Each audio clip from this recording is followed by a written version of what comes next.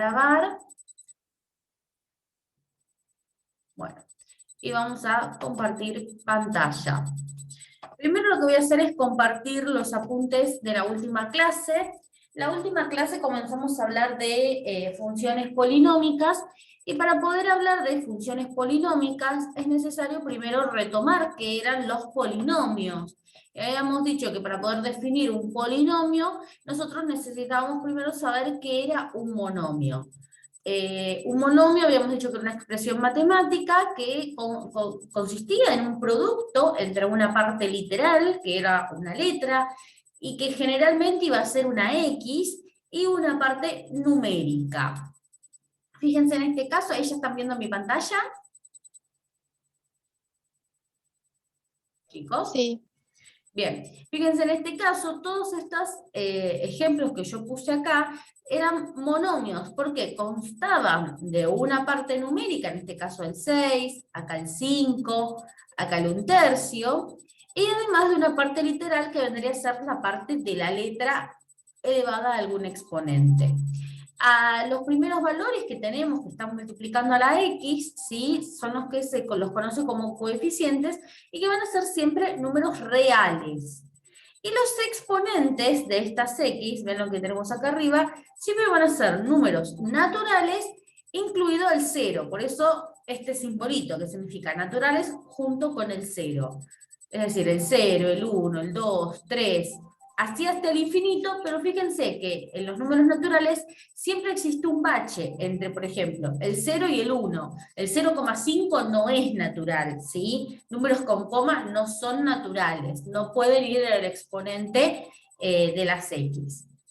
Acá habíamos puesto un ejemplo, que en este caso teníamos que X estaba elevado a la -1. Como -1 es un número entero, no es natural, esto no puede ser nunca un monomio, ¿sí? Bueno, y después habíamos dicho que si sumamos varios monomios, lo que obtenemos es un polinomio. O sea, si en realidad yo tengo un solo término, que serían estas expresiones, recibía el nombre de monomio. Si teníamos dos monomios sumándose o restándose, iba a ser un binomio. Si teníamos 3, un trinomio. 4, cuatrinomio. Y si había 5 más, era un polinomio. Después hablamos del grado. ¿Qué era el grado de un polinomio? Era el mayor exponente de las X. Por ejemplo, en este polinomio de acá tengo X al cubo, X al cuadrado, y acá no tenía X, pero si se fijan yo agregué una X a la 0. Entre los 3 exponentes de la X, vemos que el más grande es el 3. Por lo tanto, el grado de este polinomio, ¿sí?, es 3. Luego el término independiente es el que no tiene X. Pero habíamos dicho que no tiene X a la vista, porque en realidad sí está. Fíjense, acá en este caso, inicialmente, el 2, yo lo escribí sin toda esta partecita que aparece acá. Pero ¿por qué luego agregué con lápiz X a la 0? Bueno, lo que significa agregar esta X a la 0 es que como la X básicamente está elevada a la 0, si yo tengo un número elevado a la 0, el resultado de eso siempre va a ser 1. Entonces, como X a la 0 es 1, al multiplicar 2 por este 1 de acá, me termina dando 2. Por eso es que no se escribía la X a la 0. ¿Sí? En realidad el término independiente es el que no tiene la X escrita, pero tiene X elevada a la 0. ¿Sí? Y por último, el coeficiente principal era el coeficiente que multiplicaba a la X que me da el grado, o sea, la de mayor exponente. En este caso, los coeficientes son cada número que aparece multiplicando a las X. El 4, el -16 y el +2. Ven que son todos coeficientes. ¿Cómo me doy cuenta cuál es el principal? Como el grado del polinomio era 3, entonces me fijo quién está multiplicando a la X al cubo, en este caso el 4, por lo tanto el coeficiente principal es el 4.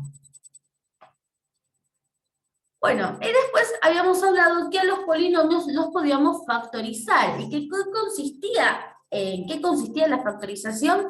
Bueno, un polinomio generalmente lo vamos a ver escrito en forma de suma o resta. Por ejemplo, es este caso, ¿sí?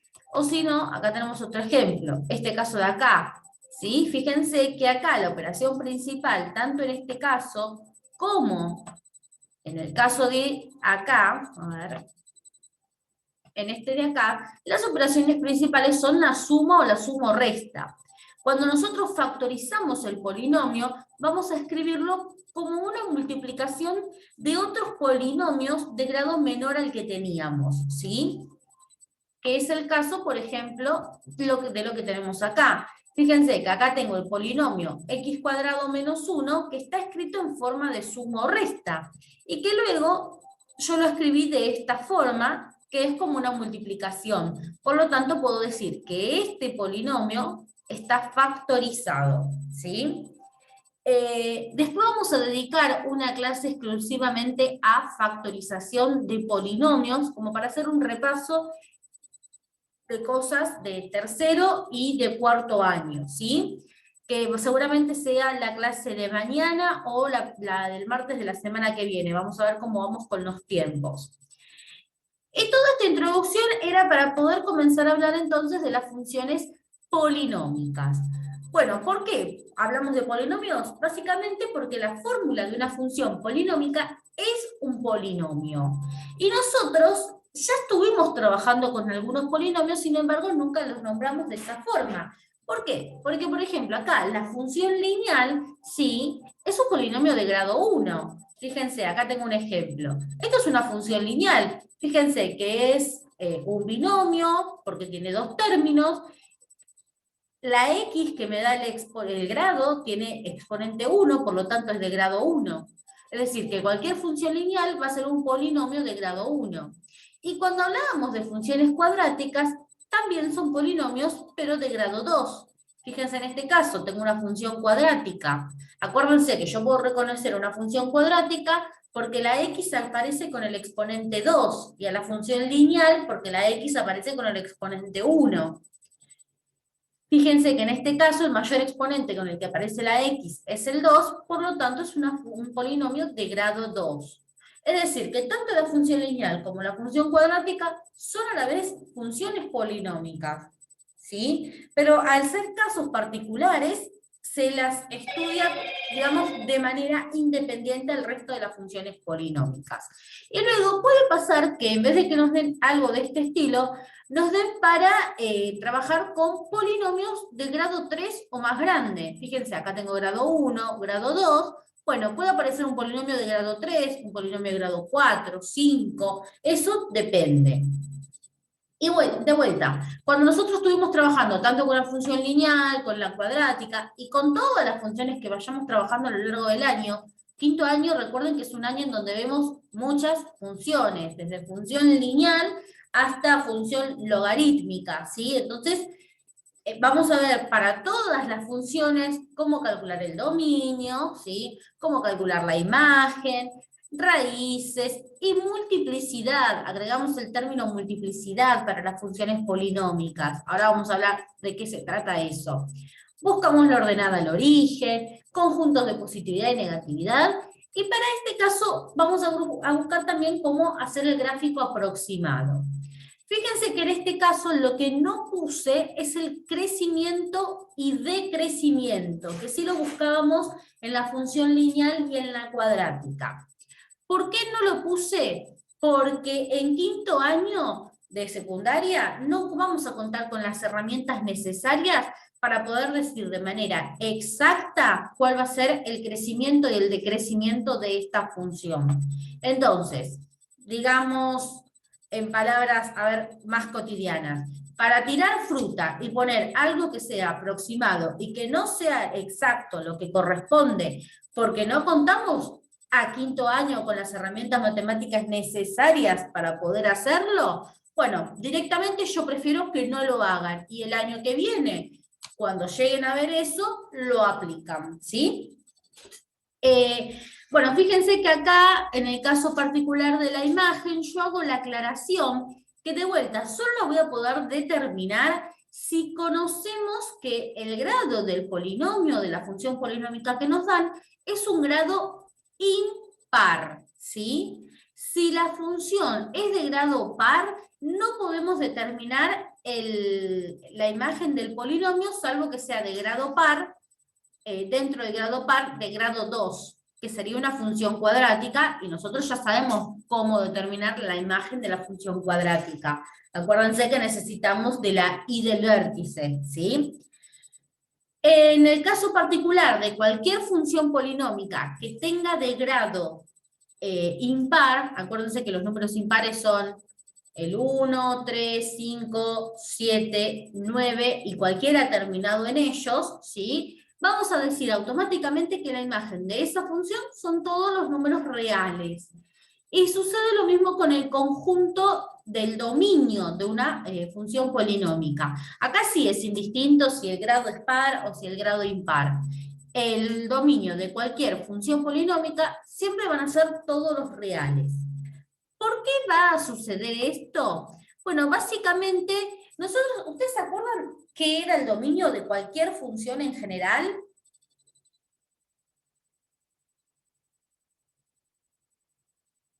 Chicos. Cuando hablaba del dominio de una función, estoy hablando de los valores que le puedo asignar a X, es decir, que puede tomar X, o los valores que podía tomar Y. ¿Están?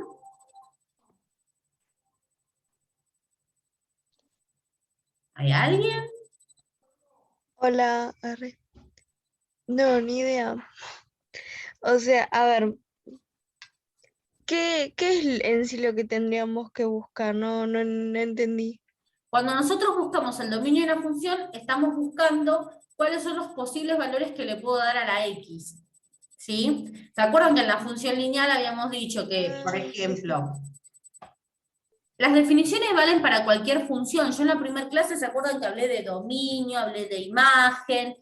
Esas definiciones se valen para cualquier función que estemos trabajando, ¿sí? No va a cambiar la definición, puede cambiar el conjunto que le esté formando, pero la definición siempre sigue siendo la misma.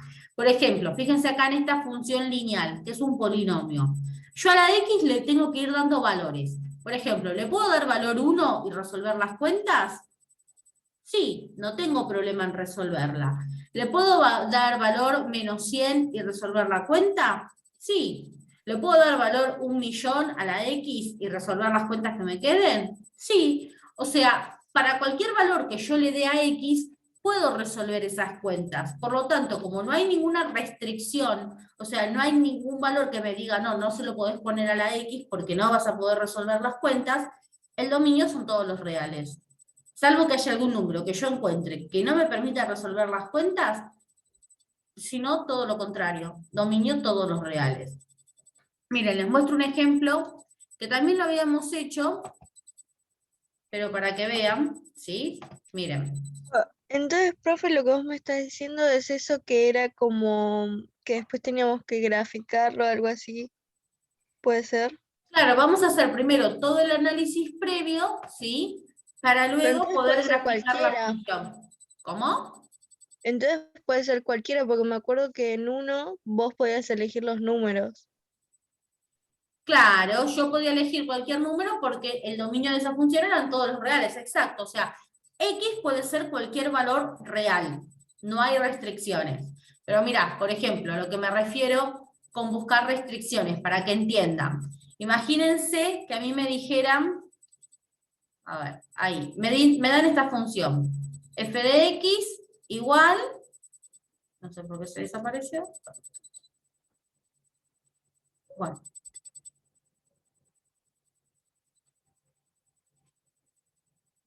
ahí. Me dicen f de x igual, y mira, por ejemplo, me dicen x menos 2 dividido x menos 3, ¿sí? Entonces yo tengo que ver acá el dominio de esta función. ¿Cómo hago para determinarlo? Entonces lo primero que tengo que ver es que esto es una división, ¿sí?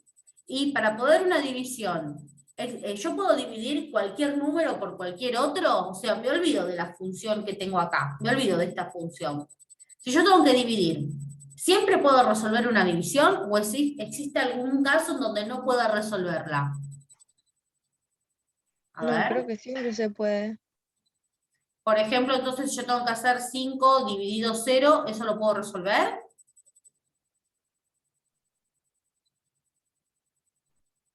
Creo que sí, que tipo, te quedaría cero, ¿no? A ver, vamos a ver. Sería así. Tengo que buscar O un si no, número que al estoy multiplicarlo. diciendo cualquier cosa, no sé. A ver, si es cualquier cosa o no es cualquier cosa, no importa, es tu duda, es tu inquietud, la aclaramos y siempre sirve para el aprendizaje posterior, digamos, ¿sí? O sea, siempre de los errores se aprende. Vos me decís, por ejemplo, que puede dar cero. Nosotros cuando queremos resolver la división, tendremos que buscar un número que al multiplicarlo por cero nos dé por resultado 5. Entonces yo pusiera cero. ¿Cero por cero me da 5? No, tipo, cierra No, con cero. Es como una cuenta sin sentido, no sé cómo explicarlo. Pero igualmente la hiciste. A ver, cero no me da 5. Pruebo con otro número. Imaginemos a ver 1. 1 por cero me da 0 también. Imaginemos 15. 15 por cero me da 0. O sea, cualquier número que yo ponga acá adentro siempre me va a dar 0. Por lo tanto, no existe ningún número que al multiplicarlo por 0 me dé por resultado 5. Entonces, esto no va a tener solución. ¿Sí? O sea, lo que hay que buscar es que tenga solución, porque yo a lo que iba es que en realidad la cuenta sí la puedes hacer, ahora la cosa es que no sé si tiene algún sentido, porque es como yo te decía, siempre va a dar cero, ¿me entendés? Claro, es que no da 0. O sea, no da ningún resultado. Porque no existe ningún número que al multiplicarlo por 0 me dé 5 por resultado. Entonces, al no tener resultado, no puedo resolver la cuenta, ¿sí? Y directamente no tiene solución. No es que se pueda hacer. La cuenta no se puede hacer. Porque no existe ningún número que al multiplicar por 0 me dé distinto de 0. El 0 es elemento absorbente. Eso quiere decir que cualquier cosa por 0 siempre me va a dar 0. ¿Sí? O sea, este tipo de divisiones no tienen solución. Entonces, si a mí acá me plantean una división, yo necesito que la parte que esté acá abajo, que es nuestro divisor, o sea, sería como si fuera nuestro 0, nunca sea 0, porque si se hace 0, esta cuenta no se podría resolver. Entonces, yo pregunto, ¿qué valor tendría que poner acá en la X para que esto no se haga 0? O sea, yo tengo X menos 3. ¿Con qué valor esto se haría 0? Tres, ¿o Con no? 3, exacto. Fíjense que es como resolver una ecuación. El 3 que está restando pasa sumando. Es decir, que el dominio de esta función van a ser todos los reales menos el 3. Fíjate acá, esta es la restricción de lo que yo hablaba antes que digo. Fíjense, ¿cuáles son todos los valores que le puedo dar a la X? Acá me está diciendo con la R, le podés dar cualquier valor real, excepto, por este menos, el valor 3. ¿Por qué el valor 3 no se lo puedo dar? Porque me hace 0 acá. O sea, me hace 0 el divisor. Y si me hace 0 el divisor, no puedo resolver esa división. Otro ejemplo, imaginemos que nos dicen la función g de x igual a la raíz cuadrada de x. ¿Ustedes pueden calcular la raíz cuadrada de cualquier número? Por ejemplo, raíz cuadrada de 4 la podemos calcular y nos da 2, o sea que 4 pertenece al dominio de la función. Pero si yo quiero calcular raíz cuadrada de menos 4, ¿existe algún número real que al elevarlo al cuadrado me dé por No. resultado menos 4? No, porque cualquier número elevado al cuadrado me va a dar positivo, nunca me da negativo. Entonces esto no tiene solución real y por lo tanto necesito que acá dentro de la X siempre haya números positivos, porque si aparece algún número negativo, al ser el índice 2, nunca lo voy a poder calcular esa raíz cuadrada, ¿sí? Entonces, el dominio de la función g van a pasar a ser todos los reales mayores o iguales que 0. ¿Se entiende? O sea, de vuelta, puede ir cualquier número real teniendo en cuenta que tiene que ser más grande que 0 o el 0. Cualquier número real, por ejemplo, 9. Raíz de 9 la puedo calcular. Raíz de 144 la puedo calcular. Raíz de 0 la puedo calcular. Ahora, raíz de menos 125 no la puedo calcular porque es negativa y acá el índice es par. ¿Sí? Por lo tanto, este número, al ser negativo, no está incluido dentro de este conjunto. Después vamos a hablar más en detalle del dominio, pero a lo que voy, de lo que estaba explicando recién, es que en el caso particular de la función polinómica no hay restricciones como pasa acá. Vieron que la x, cualquier valor que yo le dé, puedo resolver las cuentas. En cambio acá, si yo a la x, por ejemplo, en el primer caso le daba valor 3, me quedaba 0 en la parte de abajo y no existe la división por 0. O en el segundo caso, si yo a la x le daba un número negativo, tenía que buscar la raíz cuadrada de un número negativo. Y eso tampoco tiene solución real. ¿Ven? Por ejemplo, el caso que quedó ahí justo escrito. En el caso de los polinomios, que es la función que por ahora a nosotros nos interesa, ¿sí? Vuelvo a donde estábamos compartiendo. Siempre el dominio van a ser todos los reales, así que por ahora va a ser indistinto el tema de las restricciones, ¿sí? Y de lo último que llegamos a hablar la clase pasada, es de las raíces y la multiplicidad.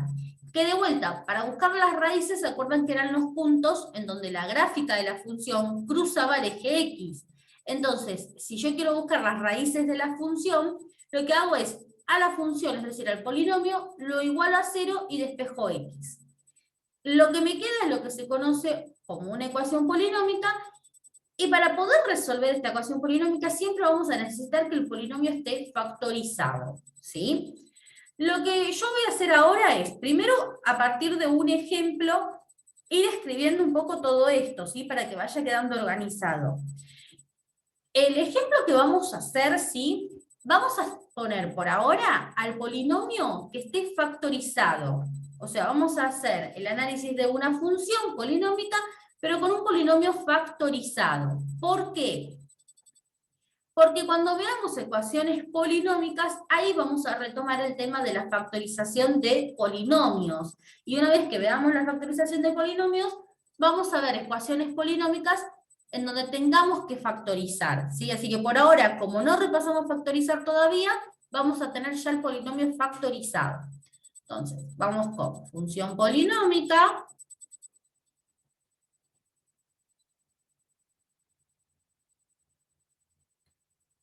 Y esto sería la parte 2, ¿sí? Porque ya algo comenzamos a ver la clase pasada. Esperen que vamos a poner la vista con cuadrícula para que sea más fácil a mí llevar el renglón. Bueno, entonces, ¿qué nos va a aparecer entre las actividades? Me van a decir, por ejemplo, para la siguiente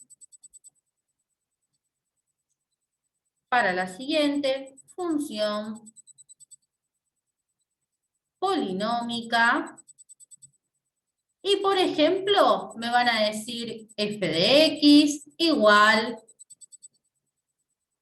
imaginemos que me dicen x al cuadrado por x menos 1 por x más 2 al cubo, ¿sí? Para esa función se pide, primer punto, el dominio de la función. Segundo punto, la imagen de esa función, si es posible. Siempre acuérdense la imagen, si fuera posible. No siempre va a serlo a priori. Me van a pedir dominio, imagen, raíces y multiplicidad. Me van a pedir ordenada al origen. Me van a pedir conjuntos de positividad y negatividad. Y por último, teniendo toda esa información, el gráfico aproximado. Bueno, vamos por parte. Primer punto, nos pedían el dominio de la función. Como dijimos que es una función polinómica, el dominio de cualquier función polinómica, sea cual sea la fórmula que tengamos, el polinomio que tengamos, siempre va a ir R, siempre es el conjunto de los números reales, ¿sí? Lo segundo que me piden es la imagen de la función. Bueno, ¿cómo hago para poder determinarla? Bueno, necesito ver el grado de ese polinomio. ¿Cómo hago para determinar el grado? Me fijo en los exponentes de las x. Acá tengo un 2, acá este paréntesis, si no tiene nada, es como si tuviese un 1, y acá todo el paréntesis tiene un 3. Como el polinomio acá está factorizado, para saber el grado real que tendría este polinomio, yo tengo que sumar los exponentes de todos los factores. Cada una de estas partecitas son factores, ¿sí? Entonces tengo que sumar sus exponentes. El exponente 2 más el exponente 1 más el exponente 3. Y eso me va a dar el grado del polinomio, ¿sí? Entonces sería 2 más 1 más 3. Tenemos que el grado, ¿cuánto es? ¿Cuánto me da esto?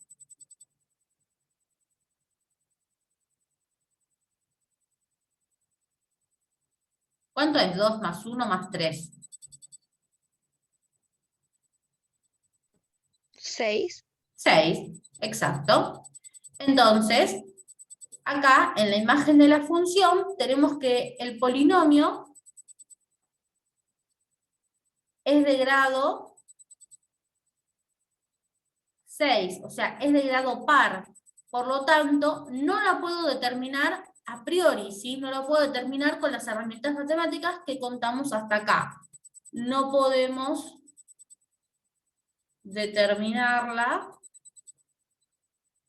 con las herramientas matemáticas que contamos en quinto.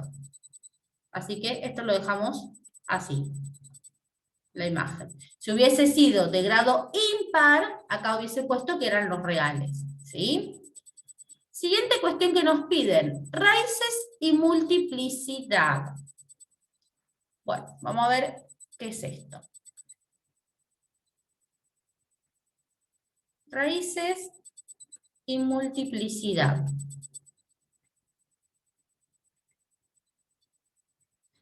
Bueno, lo primero que voy a hacer es, como quiero buscar las raíces, a la función que yo tengo, que es todo esto, igualarla a 0, ¿sí?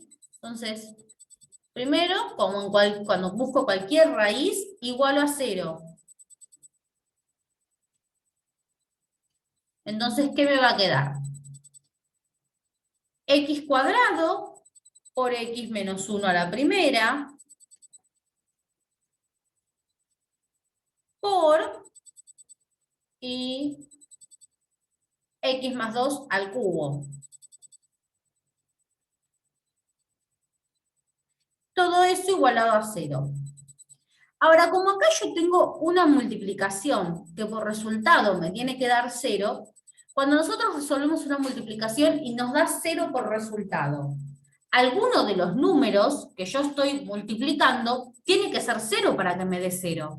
Por ejemplo, si yo hago 5 por 0, me da 0. Si yo hago 0 por 8, también me da 0. Fíjense que siempre alguno de los números que yo multiplique tiene que ser el 0 para que el resultado de toda la multiplicación sea 0.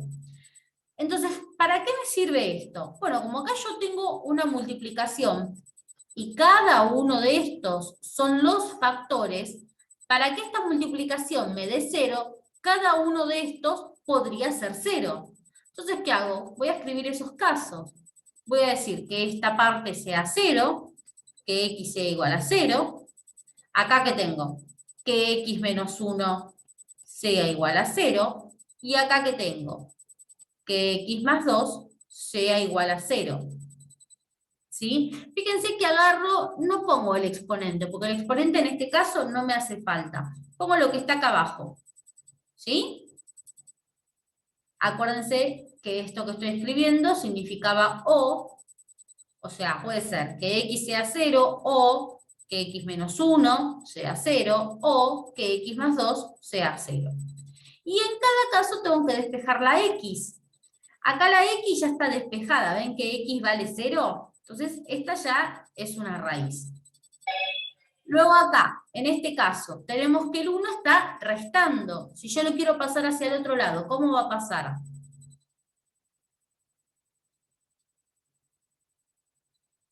Si está restando, pasa... Chicos, ¿están? Sí, sí, Bueno, tengo el 1 que está restando. ¿Cómo pasa hacia el otro lado? Sumando. Sumando. Positivo. Muy bien, queda positivo. Y acá en este caso, el 2 que está sumando, ¿cómo va a pasar hacia el otro lado? negativo. Negativo, Negativo. exacto. Muy bien. Bien, fíjense entonces, estos 3 valores que nos quedaron son las raíces de la función, ¿sí? Ya las buscamos. Y ahora a mí también me pedía buscar la multiplicidad. ¿Cuál va a ser la multiplicidad? La multiplicidad va a ser el exponente que nosotros tengamos ahí arriba. Esto de acá. ¿Sí? Entonces, para esta raíz, la multiplicidad es 2, porque tengo exponente 2. Es 2. Para esta raíz, ¿qué exponente tengo? ¿Qué aparece acá? 1. Un 1, exacto. Multiplicidad 1. Y para esta raíz de acá, que la calculé de acá, ¿verdad? O sea, esto yo lo saqué de acá. ¿Qué exponente tengo? 3. Exacto. Bien. Y ahora me van a decir, ¿y para qué me interesa conocer la multiplicidad? Bueno, dependiendo de la multiplicidad es cómo se va a comportar el gráfico de la función, ¿sí? Si la multiplicidad es par, la gráfica de la función rebota. Es como cuando una pelota pica en el piso. Bueno, hace así o hace así. ¿Sí? Y este imaginemos que es el eje X. Rebota en el eje X. Y si la multiplicidad fuera impar, atraviesa al eje X. Atraviesa al eje X. O sea, si este fuera el eje X, puede pasar que haga así, que pase, cruzando de abajo hacia arriba, o que haga así, que pase de arriba hacia abajo, ¿sí? Pero lo cruza siempre. Dependiendo, entonces, si es par o impar la multiplicidad, vamos a ver si la gráfica va a rebotar sobre el eje X o si la gráfica va a cruzar sobre el eje X. Bueno, voy a cortar acá porque ya casi nos estamos quedando.